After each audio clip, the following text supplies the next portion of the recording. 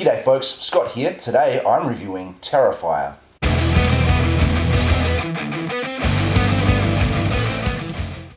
This is made by a fella named Damien Leone, and it's a B-grade throwback to 80s slasher films. Horror has many subcategories, and a lot of your mainstream horror fans might be used to big studio efforts like your Insidiouses and, The Conjuring and all your mainstream sequels like Freddy and Jason and, Leatherface and all that kind of stuff. Now, throughout the history of horror, there's been many big studio, big released films, but there's also been an underground cult following that are much more extreme and aggressive horror films.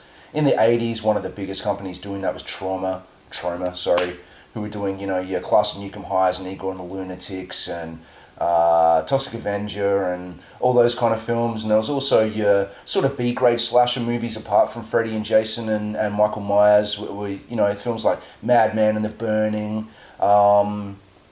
In the 90s, a lot of that stuff was really overseas, with your more extreme horror cinema.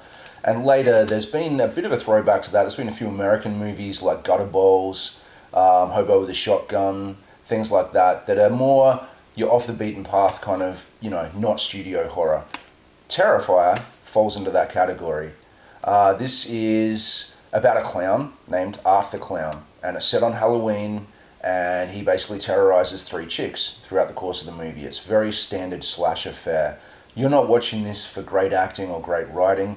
You're watching this because it's a throwback to a certain particular subgenre of horror with lots of practical effects, gore, and a cool bad guy. Outstanding performance from the guy who plays Art the Clown. I love the fact that unlike Pennywise, who is a very vocal, charismatic, well-spoken clown, Art doesn't say a word, even make a sound in the whole movie. He's a silent performance. He's very expressionate in his face. And I really like that. Obviously the big push for this movie right now, because I've only really heard about this because a lot of the horror groups I follow on Facebook and things like that have been raving about this movie, and a lot of people have been talking about it. And the poster for this, really advertises, more full on than Pennywise and really associates itself with it. It couldn't be more different. But I get it, it's a clown and some people are scared of clowns. Now, this movie for me isn't in the least bit frightening. It's just a slasher film. But it was good at what it did. I really liked how this movie was shot on digital, with modern high-definition cameras, but they seem to have oversaturated and downgraded the quality of the footage to make it look more like a VHS recording from the 80s. It's obviously set now. They've got smartphones and things like that in there. But, like I said, it's just about this one night with Art terrorizing these people. Some other people come in. There's a fair few kills. There's some pretty imaginative gore. There's some very well done special effects as far as practical special effects go in there. Very well done. Like your older slasher films, some of the victims sustain some pretty horrific wounds and still manage to, hobble around and keep motivated throughout the film. But yeah, there was some pretty good stuff in there.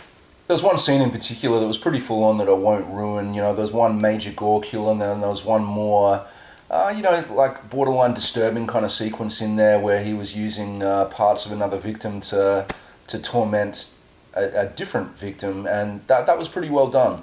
But really, that's all I've got to say about it, Throwback to 80s, it's a slasher film, it's not scary, it's super gory, good performance from the guy who played the clown, great throwback to a genre and a time in horror that's very beloved, and I had a good time watching it. So yeah, check it out if you get a chance. I'll be back to review something else again real soon. If you haven't subscribed to this channel, please do so. Thanks for watching.